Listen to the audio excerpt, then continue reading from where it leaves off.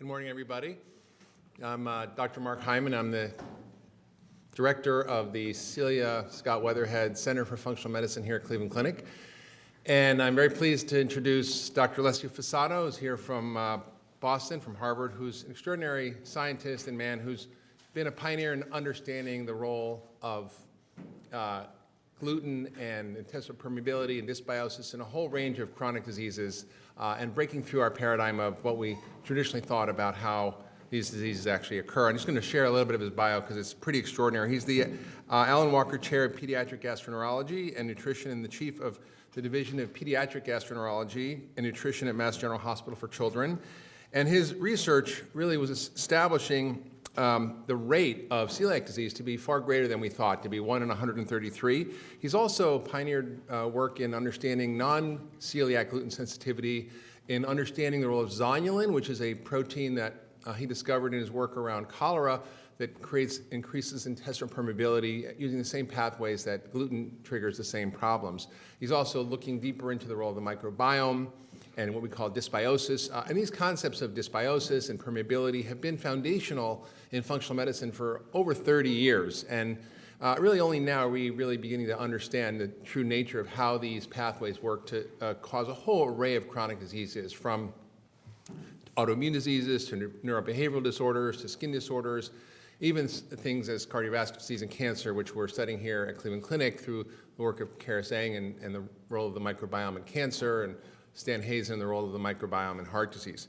So these all intersect, and this is the nexus where we really look at the role of systems biology in functional medicine. He's also really a real pioneer in bringing these concepts out there. He's had a pioneering article in Scientific American. He's written a book called Gluten Freedom, which is really about dispelling some of the myths and helping bring understanding to the role of gluten in our health. So if you've been confused about gluten, if you're wondering if you should be gluten-free, if you're thinking it's just a fad, or how any of these issues around leaky gut, permeability, dysbiosis affect our health, today you're going to hear about it from Dr. Fasano. So thank you very much for joining us today. Thank you, Mark. Thank you so much for inviting me today. I thought that, the best way to really approach a meaningful discussion was really to try indeed to connect the dots. As Mark was saying, we took a long journey. The path was not straight, but eventually, traditional medicine or, modern medicine and, functional medicine that have been working only on parallel routes, I see now that they are really merging. And they're not different, they're alternate to each other, but rather they are the flip of the same, the sides of the same coin. The key elements is that now the knowledge that we acquired the past few years allow us really to be more, not only evidence-based, but more, structural in how we approach complex conditions.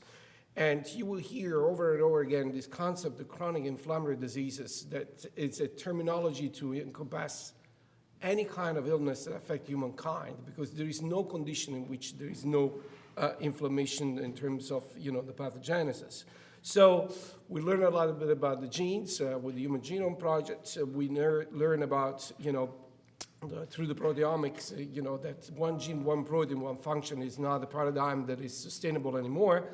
And now we start to really see how important are some issues in terms of, you heard Mark about, this ecosystem live with us, i.e. the microbiome, and by definition, how this can be imbalanced, i.e. brings to dysbiosis through a series of environmental triggers and nutrition. You see that will be one of the most important. And our task here is really to connect the dots. And again, I'm not saying something unfamiliar here that, our ancestors, when they started this beautiful business called medicine, were healers. They were not called doctors, and their goal was to focus on patients. And then we learned more about conditions that affect humankind, and we switched the attention from the person to the disease, making the assumption that the diseases are all equal, just to learn more recently that that's not the case. These are final destinations. How you can get there can be very different from one individual to another. So we can be affected by the same disease, but how we got there can be very different, and that implies how you approach that in terms of treatment can be very different from one person to another. I'm nothing else saying, that personal medicine or precision medicine, it's something that has been very dear to complementary approach, and now it's also the streamlined thinking, even in modern medicine. Why we make this kind of strive, why we really realize that indeed the situation is much more complex than we thought before. Because of this kind of situation. So we have been living, particularly in the Western Hemisphere, these epidemics of immune-mediated diseases. This hypothesis, is called the Hygiene hypothesis, was put forward not long ago, a couple decades ago. It was based purely on epidemiological observation. These two, graphs that were the paradigm shift when the hypothesis was put forward were published on New England Journal of Medicine. And the gentleman that made this observation said, look at this. We, in the past 50 years, have made a war to what was the major killer of humankind, so infectious diseases. And we did a heck of a good job.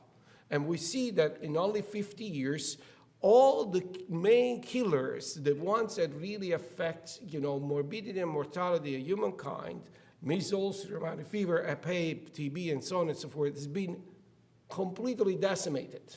So we did a superb job in taking care of that. But at the same time, exactly the same timeline, we see this surge of chronic inflammatory diseases, particularly autoimmune diseases like Crohn's disease, MS, type 1 diabetes, asthma. And this was happening only in the Western Hemisphere. So in other words, the industrialized countries. So the bottom line, the hypothesis was put forward was say, okay, you know what? We got too clean for our own goods. So we don't die fast of infectious diseases anymore.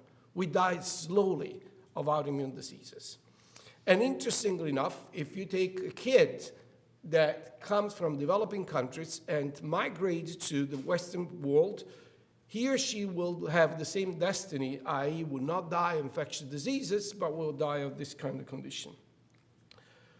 These epidemics now have been proved over and over again in other conditions. For example, Mark was mentioned that, one of my clinical expertise is celiac disease. And this was really complicated to understand because contrary to all the other autoimmune diseases, we know a great deal about celiac disease.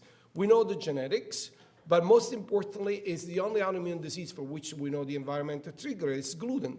And therefore, these epidemics, now the timeline is even shorter, 30 years, is not explainable based on what are the premises that we have in mind. Because the genes cannot change in such a short period of time. Definitely gluten-containing grains like wheat have not been engineered to the point to make this poison so aggressive that we have these epidemics in which we see that celiac disease double every 15 years.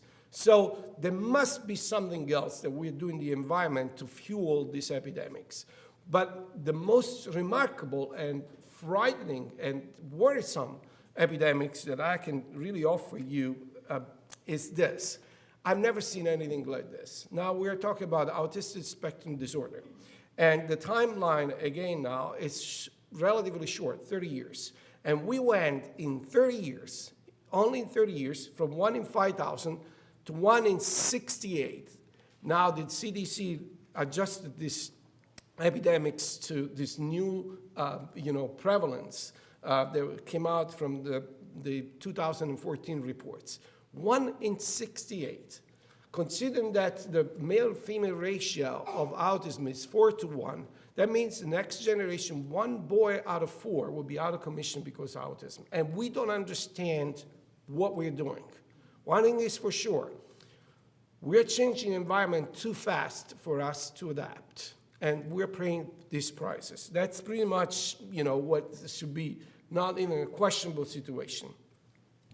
But at the same time, again, if you want to see the glass half full, now this really raises the possibility of tremendous impact in terms of what we can do, not only to stop these, epidemics, but also to understand why they materialize And if we understand the mechanisms, then we can eventually intervene.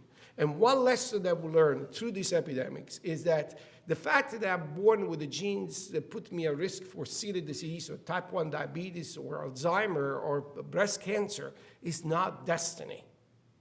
It's not destiny. If I will eventually develop this condition or not, fully depends on my lifestyle. Because if I made a mess by eventually increasing my risk to develop this condition, by the same token, I may have some behavioral attitude in lifestyle that will do the opposite. I will slow down or prevent this condition to happen. So having the genes will put you definitely at risk, but it's not a given that that is a destiny that I will develop this condition. That brought us to, a new way to see the pieces of the puzzle that will eventually lead to the chronic inflammatory diseases. And again, when we talk about chronic inflammatory disease, we talk about anything that can affect humankind. At the beginning, we focused completely on genes and environment. And definitely these are two key elements. They are undisputably important, and they are absolutely necessary to develop these conditions, but not sufficient. There are now other pieces of the puzzle that needs to come together in order to develop this condition. One important issue, as Mark alluded to already, is this intestinal barrier function, or barrier function in general, because these two worlds, the human genes, they live within us, and the environmental triggers that on a specific genetic background can lead to these chronic inflammatory diseases need to physically interact. And Mother Nature prevented that to happen under physiological circumstances, giving us these barriers that will protect us against this uncontrolled antigen trafficking, i.e. this non-self-antigen that can eventually be, triggers of these conditions. Of course, the immune system is part of the game. An immune system that doesn't work correctly, and we're going to revisit a little bit more about the phylogenesis of why we have been evolving, having such a system, is not protecting us anymore, rather it's become harmful. And of course, this new, field that exploded literally in the past few years because technology that we never had before, but for who, like me, have been studying, the interaction between the host and microbes for 30 years, we called at that time differently. We called ecosystem, we didn't call the microbiome. It comes not as new information that this community can have a great deal of influence on the clinical outcome. And only if we look at all these 5 pieces of the puzzle, we will appreciate the complexity of the matter, and eventually we can really start to develop some path in terms of intervention. Now, with what I said, it's pretty much, suggested and outlined by even anatomy. This is a cross-section of a mouse gut, but it can be exactly like our gut pretty much. What you see here, this is intestinal lumen, and you see that what faces the lumen is this single layer of epithelial cells stained in red here. So imagine this like a medieval city in which you have this wall that defends the city against the invasion of possible predators, okay? Pretty much the concept is the same. So there is this single layer cell that really keep at bay this enemy outside the world of the city so that we will not be hijacked. And as any kind of city, you need also to have a system to protect us, so an army. And you see that immediately underneath, these epithelial cells, there are this, a series of different soldiers, so to speak, starting with this green one. They are called intestinal dendritic cells. They are capable not only to communicate with epithelial cells, and by the way, the epithelial cells, not only they are a barrier, but they have the capability to sense what is in the lumen, if it's a friend or foe, through antennas to sensors, what we call technically pattern recognition receptors, so that the epithelial cell is primed, the soldiers, to say, you know what, there are potential enemies in the lumen. You need to prepare yourself for war. And the dendritic cells will be the first one to be deployed, because not only they receive this information right away, but also they are able to send sort of periscopes into the lumen of the gut to figure out who is there and prepare what kind of weaponry do you need to fight that kind of enemy. Another important subset of immune cells are the ones that are stained in blue here, or the B cells. They prepare for war by deploying very special weapons that are immunoglobulins, antibodies. Particularly secretory IgA are the ones that we use most of the time at the epithelial barriers, because we're capable to send this, weaponry outside the wall of the city, so they can be secreted in the lumen and fight the enemy outside. And finally, last and not least, these are the most important for what is the discussion in terms of chronic inflammatory diseases. These white cells, these are the T cells, these are the heavy weapons. When the war is now into the wall of the city, they go all in. And when you fight and you eventually use heavy weapons, you always create collateral damage. And that collateral damage is called inflammation. That if control is a good thing, because we'll defeat the enemy, we'll pay the price of some damage, but we save the big picture. Now, again, what is important here is that, the book that Mark mentioned, one of my, signature statement is the gut is not like Las Vegas. What happens in the gut doesn't stay in the gut. Meaning that when activated, these T cells eventually can leave the battlefield. It can go anywhere. It can go to the joint, to the brain, to the skin, to the pancreas, and you can create collateral damage some other places. And this gives a rationale why what happened in the gut, i.e. dysbiosis, loss of barrier function, activation of the immune system, and so on and so forth, can have tremendous consequences in many other tissue organs that are far from the battlefield. And that's, what a lot of premises in terms of science of chronic inflammatory disease are really pinning out in terms of outcome. As a matter of fact, we have a way to know if those soldiers, i.e. T cells, have been homing in the intestine, because when they do that, they produce specific surface antigens, or specific, path that, for example, CCR9 and alpha-4 beta-7 are the specific signature that that particular immune cells has been homing in this intestine. And when we look at the pancreas of people with type 1 diabetes, or the brain of people with multiple sclerosis, we found alpha-4 beta-7 CCR9 positive cells. That means that the attack to this tissue came from soldiers that have been primed once upon a time in intestine. Now, if you want to put all this together, this is a working hypothesis that we put forward a few years ago that now is pinning out slowly but surely to be the correct answer in terms of the step that happened that brings us to loss of tolerance. We start in the normal physiological situation, which the single layer cells, this barrier that I was telling you about, are really posing a control of this antigen trafficking.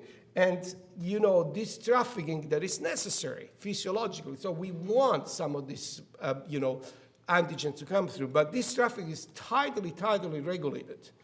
What we call is antigen sampling, that is important for the immune system to learn who is out there and develop the state of tolerance, energy, homeostasis, so in other words, you stay healthy. There are points in which this normal physiological control permeability is lost. When you don't have any damage whatsoever to the intestine, it's just functional loss of barrier function. We will see in a moment the mechanics and the basis why we can lose this barrier function. Now we don't have a control anymore of antigen trafficking, so there's a promiscuous entrance, if you wish, in this wall of the city of these enemies that now flood into the city, and now the immune system is really overwhelmed. And when you start to see not one by one these folks to come in, but this massive influx of antigens, then the immune system really starts to be worried and will fight. And of course, the consequence of this is inflammation. So the innate immune response is activated, and if this is a prolonged attack, the adaptive immune response is activated until you got in this vicious circle, because when you have this inflammation, you produce pro-inflammatory cytokines like interferon gamma, TNF-alpha, that per se will increase even more gut permeability. So now you're in this vicious loop. Antigen trafficking, inflammation, cytokines, more increased permeability, more antigen traffic until you break this tolerance and you develop this massive dietary microbial antigen influx that will lead to tissue damage, chronic inflammation, allergy, and that's the end of the story. The clinical outcome of this depends, again, on your genetics. There can be an inflammation in the gut if you're genetically skewed to do that, or inflammation anywhere else. And again, when I say inflammation, I mean cancer. I mean neurodevelopment, neuroinflammation. I mean, behavior changes. I mean the classical infection and so on and so forth. So one major shift of paradigm, talking about this antigen trafficking and all 9 yards, is that till the mid-70s, these walls that protect us against these enemies, so the gastrointestinal mucosa, the highway mucosa, the skin, the genitourinary mucosa, were considered impenetrable to anything. And the negotiation between the environment and us was all thought to happen through the cell. So if anything needs to come in, it has to come through the cell. And the reason why is because it was conceptualized that in between cells there was a cement, a seal. Imagine like a floor with tiles in which each tile is a cell and the ground is the cement. So anything that comes into our body was supposed to come, through the cell. In the mid-70s, this Japanese group said, wait a second, there is not a wall, there is no cement, there are doors, most of the time closed, technically called tight junctions. Now, going back to the parallel of the medieval city, imagine the levee bridges that you need to bring down in order to merchandise and friend folks to come in and out. But because you want to protect, when you finish, you need to bring this levee bridge up so that now the city is impenetrable unless you decide to have people to come in and out. Over the years, the complexity of this structure, this tight junction, increased dramatically. And now there seems to be made by more than 200 proteins. Some of them that they created the actual doors. So in other words, they're physically the ones that create the cell-cell interaction. Either they are transducer of this interaction, there are this cadre of proteins here. And then finally, the cytoskeleton of the cell, that is the one that really receives signal from the environment that will be transduced, that will tell these doors to open and close. Now, there is a rule in biology. When there is complexity and, most important, redundancy of a function, that function must be extremely, extremely important. And that's the case of this, intercellular, tight junction. They are present at both at the mucosal level and the endothelial level. So the blood-brain barrier, for example, that regulates the traffic between the bloodstream and the brain is all tightly regulated by the permeability of these structures. These 20 years of discovery left a vacuum of knowledge, i.e., got it. There are this structure. Who is opening and closing these, gates? How we regulate if and when these levee bridges to come down or not. And, as Mark alluded to, by an act of serendipity, now more than 15 years ago, we stumbled upon this protein that we call zonulin that remains so far the only physiological modulator of this permeability of tight junction. Again, probably there may be many others, but so far it's the only one that we found.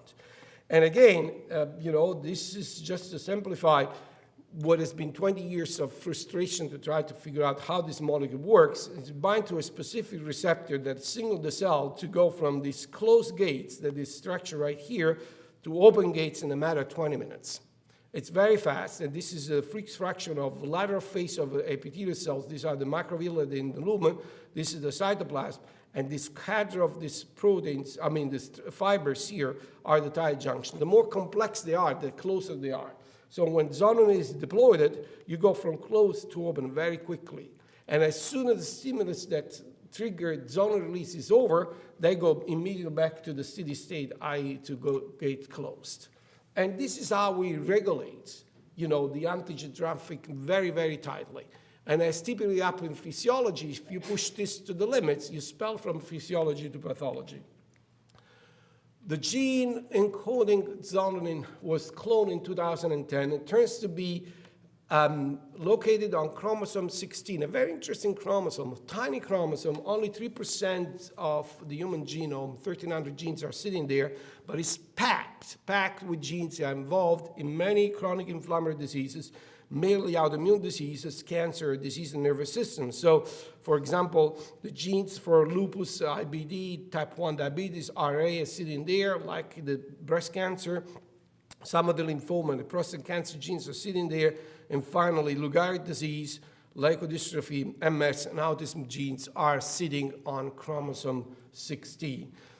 Once this gene for zonulin was cloned and was located on that, chromosome, a lot of researchers worldwide start to look at in which conditions this molecule is involved, and the same three category chronic inflammatory disease popped up. So this is something this is a slide in 2011.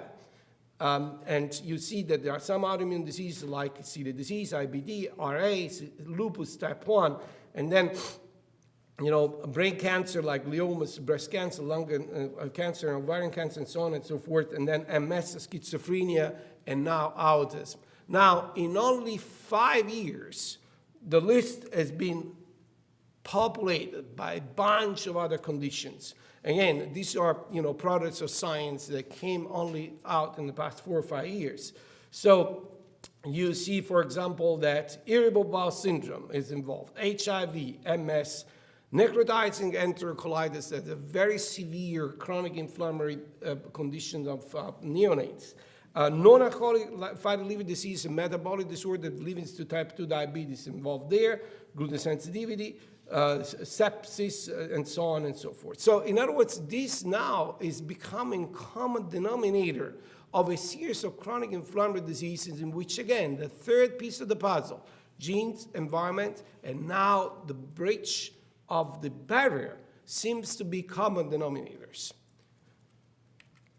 Now, we developed a while ago an assay to measure zonulin. Now there is one commercially available, and sure enough, taking as example 2 paradigm autoimmune diseases that have been working for a while, celiac disease and type 1 diabetes, we found out that people affected by this condition, they have serum level of zonulin much higher than, the healthy population. So you see in the celiac and type 1 diabetes, a good percentage of these people compared to control their high level of zonulin that, by the way, correlated with the lactose mannitol test, the classical way that we measure gut permeability.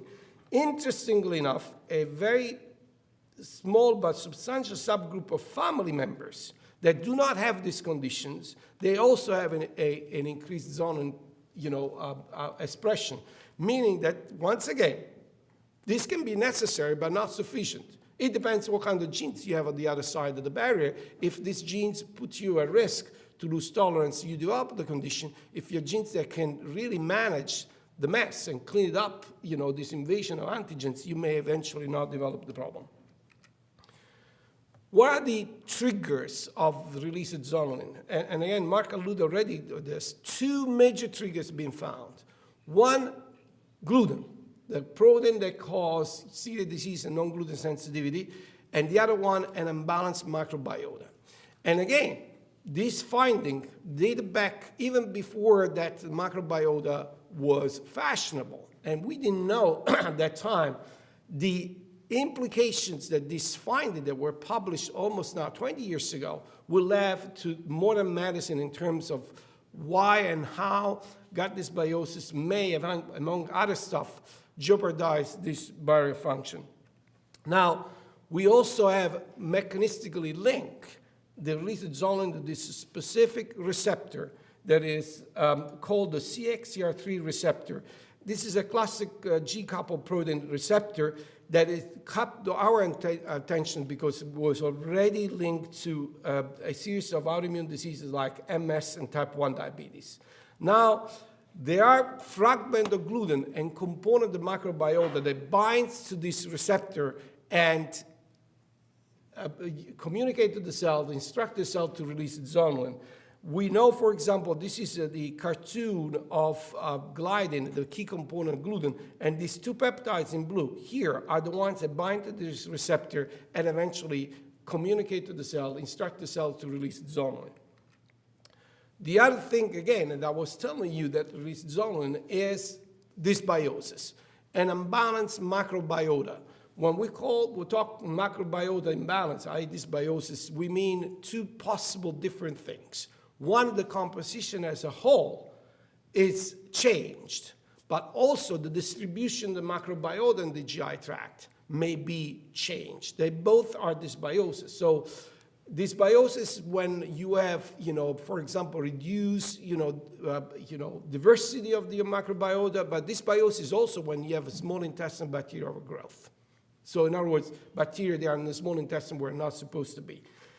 Either condition will be, actually is the strongest stimulus for zonulin release, and now we understand why, because zonulin pathway is involved in a machinery to protect against this imbalanced microbiota. So in other words, to get rid of this, dysbiosis, and again, the discussion is way too long to go that way, but it suffices to say that this is one way that we try to get rid of this, microorganisms that are in the wrong place or they are imbalanced by opening these gates, have water that come into the lumen, dilute the toxin that these microorganisms they make, and also flush them out so they can be moved out. That's what, the main reason why the pathway is involved.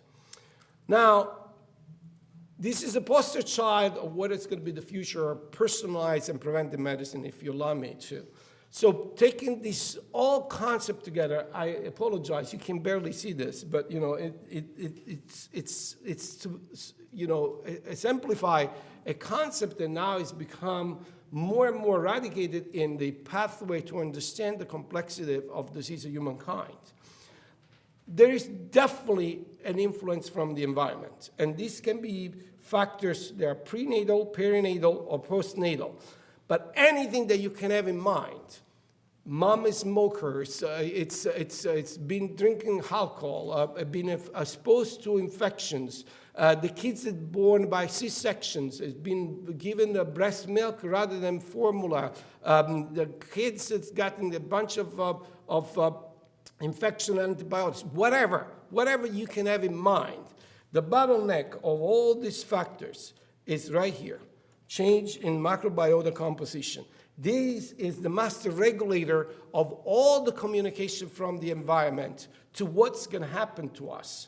And these changes in the composition have several consequences. As I just told you, can alter gut permeability, antigen trafficking increase. The by itself can change the immune response by epigenetic pressure, so the microbiome can do that directly. And all this brings to the activation of the pathway that leads to break of tolerance of chronic inflammatory diseases. You name the disease, and any kind of disease, and you can go through this path and find the way how you go from point A to point Z. Now, to really finish up this discussion and bring it back to the concept of microbiota, we start this chat by talking about, the hygiene hypothesis, the fact that we went to war with microorganisms. Why? Because based on this epidemics evidence, we were under the impression these are enemies and needs to be fought, needs to be killed. That's how we developed all these antibiotics and vaccination and so on and so forth. We were under the impression that the bacteria were out there just to put us out of commission. And this was based on some premises in which, we can cultivate, in other words, we can see mainly the pathogens. We didn't see this wealth of ecosystem behind this that live with us from birth to death. So what we really now appreciate that there is, like in anything aspect of life, bad guys and good guys, smart guys and dumb guys. There are good microbiota and bad microbiota. And if you decide to kill them all, you do a disservice. And guess what? Now that we have culture-independent way to see the microbiota, we realize that, first of all, we were able to see only 5% of the ecosystem. And that 5% were mainly the bad guys. The 95% that we could not see were the good guys. And those are the ones that now we appreciate. We cannot live without them. Why? Because we co-evolved with these folks. From birth, actually, now we know before birth, we're colonized already, to when we die, we live with this, parallel civilization. And we come to a interaction that is mutually beneficial. And so going after these folks is the wrong way to do it. Now we know this is the obvious. I'm going to just briefly mention that there are much more sophisticated microbiota than we believed before. We have many more microorganisms in our body than our own cells with the ratio 10:1. The number of genes that they generate is 150 times more than our own genes. In other words, we are talking about a very complex, sophisticated civilization that live with us. Now, a word of warning, because now that the microbiota becomes so fashionable, we all jump on the idea, okay, now we have a target. We can manipulate this with probiotics, prebiotics, symbiotics, and so on and so forth. Is that true? For sure. But we're not ready yet for prime time. I don't want to bother you and boring you with the classification of the microbiota, but it suffices to say there is a hierarchy, like anything in life, that starts from domain all the way to the species. If you allow me the parallel, it's like to say universe, Milky Way, solar system, Earth, North America, USA, Ohio, Cleveland. Where the literature is standing right now, roughly here. The vast majority of papers look at the microbiota, the phylum, maybe at the class level. So pretending that now we have a target for intervention is now pretending that we are on a spaceship in the solar system and we know where we're going to get here in Cleveland. No, we're far from there. Are we going to get to Cleveland? Absolutely, but not right now. So rushing in using probiotics without knowing what we're targeting, we will make the same mistake that we made with penicillin when it was discovered, and we made the assumption that was the panacea to all infection. And look at what kind of problems we created by the promiscuous use of antibiotics. This is what is going to be the personalized medicine in the future. This omic revolution. So the microbiota, the study of microbiota, it's important, but it's almost passé. We don't do this anymore in our lab. It just tells you who is there. That is important to know, don't get me wrong. But where is the money? What is important is to learn what kind of language this microbiota can talk. And most importantly, what they're talking about. Because it's this crosstalk with our genome, what we call epigenetic pressure, that will tell us, okay, that genes that put me in the risk for Alzheimer or breast cancer switch from potential to actuality because it's been activated by this transducer. That is where the future is. The metatranscriptomics, to understand what kind of genes these microbiota are expressing, will tell me what kind of communication they are having epigenetically with our genes. Of all the slides that I have to present, probably this is the most important one. So this is the time eventually to just take your cell phone off and just take a look at this business here. So if you're lucky, you are on this side of the slides. You're born as Mother Nature decided that we have to be born. You've been fed real food and not what we feed now to our kids. No infection, no antibiotic treatment. You keep the microbiota composition in balance. Now, when 2.5 million years ago, evolution decided to build this system, the immune system, it was built to fight a single enemy, only one, infections, microorganisms, because our ancestors at that time will die either infection or a predator will eat them. Average age of survival, 2022. No time to do heart attack, chronic inflammatory disease or any other kind, just infection. So it should not come as a surprise that the microbiota is the best trainer for the immune system to decide if and when to unleash inflammation.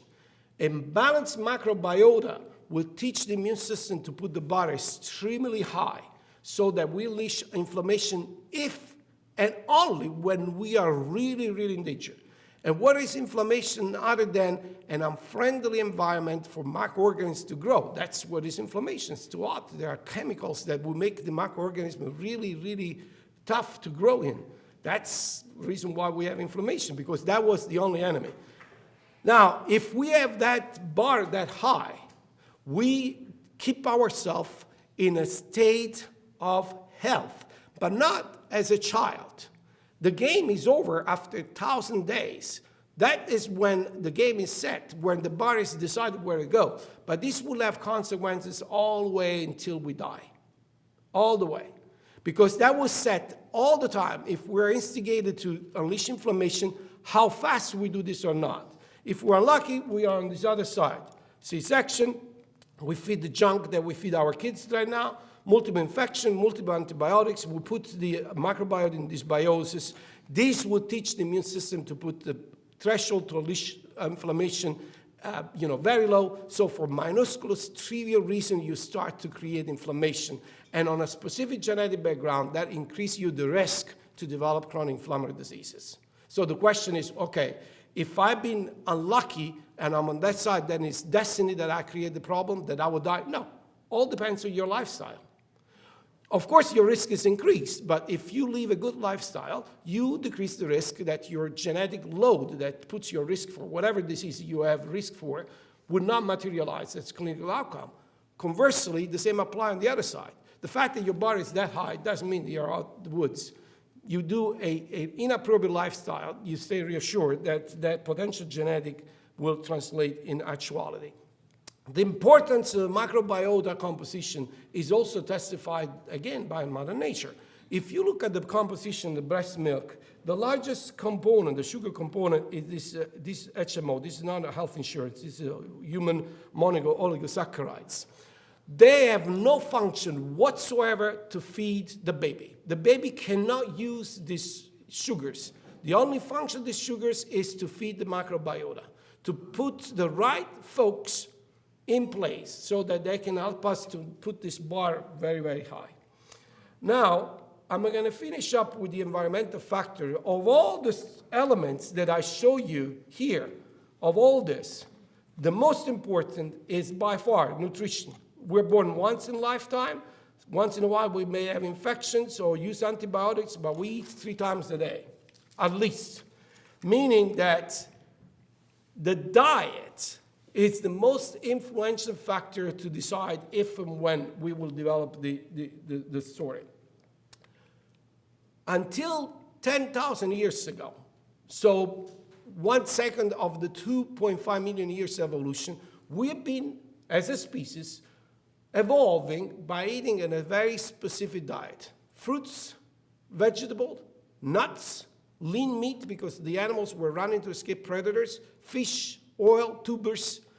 I'm describing you the Mediterranean diet.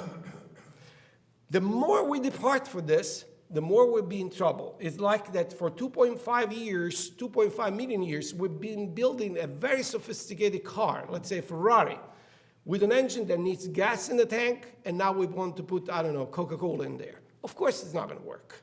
So it's not because I come from that region, and not because the Mediterranean diet is a cliche, but because it's more closely to the diet that we evolved with. And the excuse that we have right now to abandon that diet is we don't have time. We don't have time to shop and prepare our food, so we devolve third parties to decide what we put in our tank. And this is disgraceful because, trust me, you can cook in 20 minutes and cook a good meal. And, again, we lost that kind of attitude. And the new generation, they don't even have an idea what cooking means. They just have the idea how long it stays in the microwave. And, again, the diet can have direct effect because some components of this food, they've been like phytochemicals, bioactive compounds, they have direct effect, on the immune system, so I don't have to go through this because most of you guys are very familiar with, but some of these active components are really being proved to be anti-inflammatory, antioxidant, so on and so forth. And then, of course, the indirect impact through changing the microbiota composition. So there is this balance in microbiota, immune, and inflammation that is extremely important to stay healthy. And I'm going to finish up with this concept of dysbiosis that, we said that the dysbiosis is reduced diversity, and it's a theme that is common denominator in many of these chronic inflammatory conditions like diabetes, obesity, cancer, inflammatory bowel disease, and so on and so forth. And now we know that when you have this dysbiosis, you can definitely create inflammation in the battlefield, so inflammation in the gut, but any tissue organ can be targeted, as I told you before, any tissue organ. And again, I don't have, this would take, an entire symposium to go through all this, but, the microbiota has been associated to a lot of this condition. I'm going to finish up to talk about, obesity and non-alcoholic fatty liver disease because I found this extremely fascinating. So you have, for example, evidence now that, if you are obese, in blue, your gut microbiota diversity is much lower than, if you're lean. And when there is a decrease, complexity of the microbiota, that means that some of these folks, they take over and become bossy and can create a situation of imbalance. And, this is another interesting study. This is on twin girls, identical twins. One is lean, the other one is obese, and you see that the obese one have a low diversity of microbiota compared to the one they are lean. Now, why this leaky gut and dysbiosis can make us fat? The rationale is an increased intestinal permeability is associated with this gut inflammatory tone and development of obesity, fatty liver, type 2 diabetes. And this is due to the fact that there is a tremendous increase of trafficking of non-self antigen, including endotoxin from microbiota that eventually will lead to inflammation.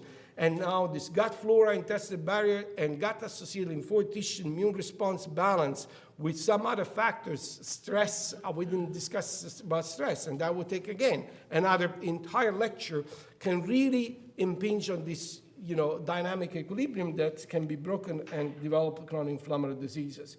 I'm going to go quickly to what has been put in the literature in the past 4 or 5 years. Gut microbiota, intestinal permeability, obesity-induced inflammation, liver injury, intestinal permeability parameters in obese patients are correlated with metabolic syndrome. Nutrition, again, intestinal permeability, bowel adenol are altered patients with non-alcoholic fatty liver disease. So bottom line, you are back in this scheme where this increased antigen traffic, in this case endotoxin, would go straight through the mesenteric circulation to the liver and create the problem that will eventually bring to this metabolic imbalance. And finally, this circulating zonulin is increased in association with obesity-associated insulin resistance. There is a strict correlation, for example, these folks, they found between insulin sensitivity and circulating zonulin. The more zonulin that you have in the blood, the more insulin sensitivity you have. And also there is a direct correlation between the liver and zonulin level. So normal liver, the zonulin level lower than a fatty liver.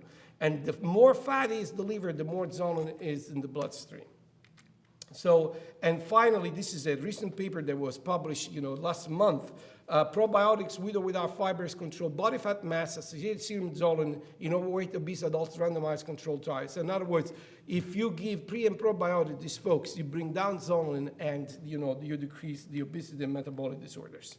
Of course, I don't want to give you the message that if you fix gut permeability, you will not be fat anymore.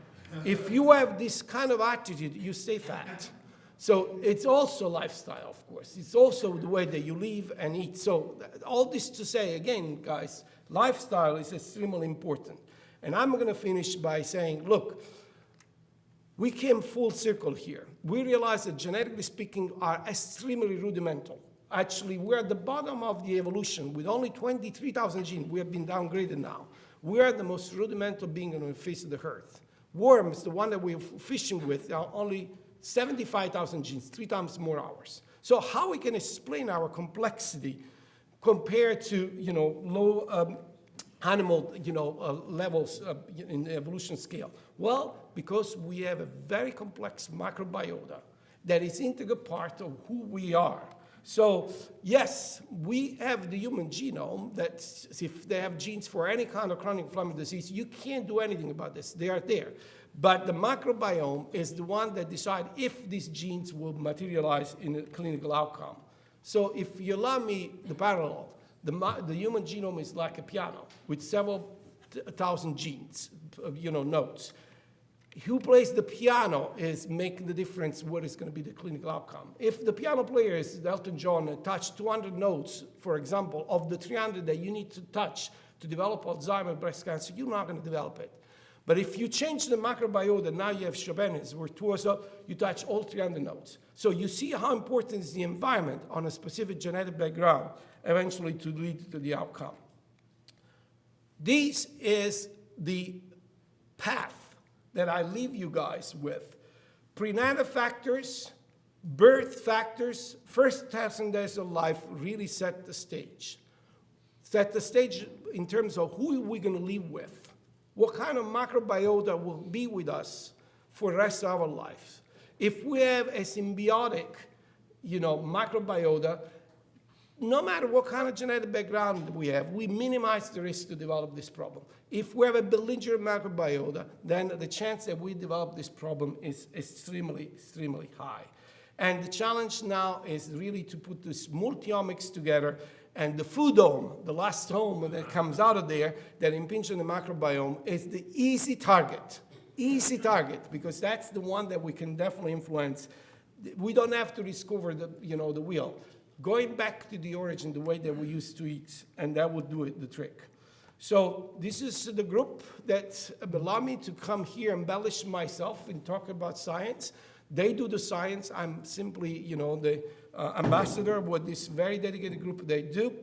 And I'm going to finish by telling you that the next, ground rounds that Dr. Terry Walls will talk about dietary approaches to treating multiple sclerosis-related fatigue. Thank you so much again for having me.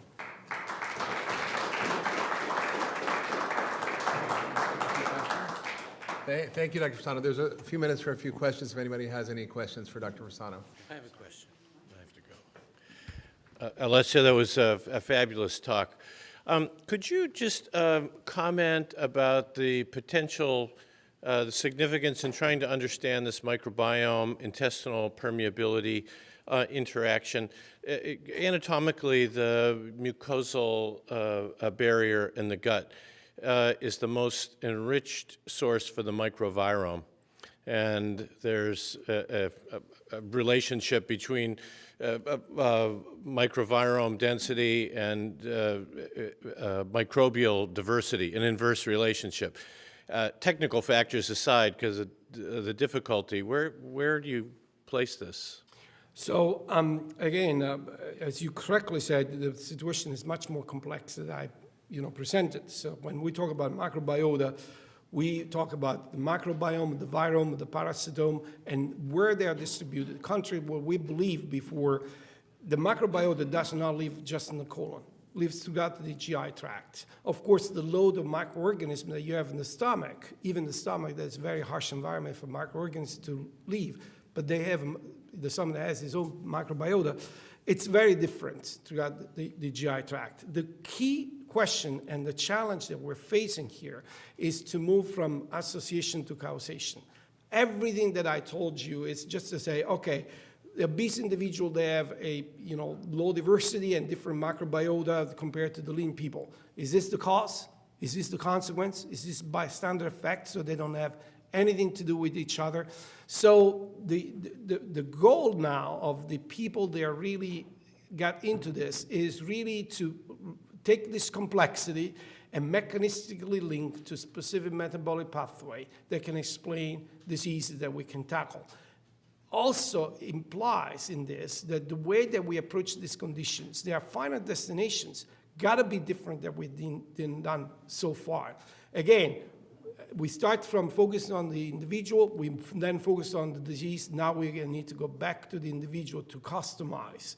And again, my message here, the easy way to customize treatment is through nutrition. That's the easy way to do it.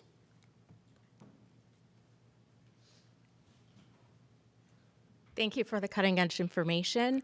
I was wondering, since we know so much of wheat is contaminated with glyphosate, what your thoughts were on gluten versus the glyphosate and intestinal permeability? That's right. So there is a claim that, these epidemics of gluten-related disorders is being fueled by genetically engineered grains.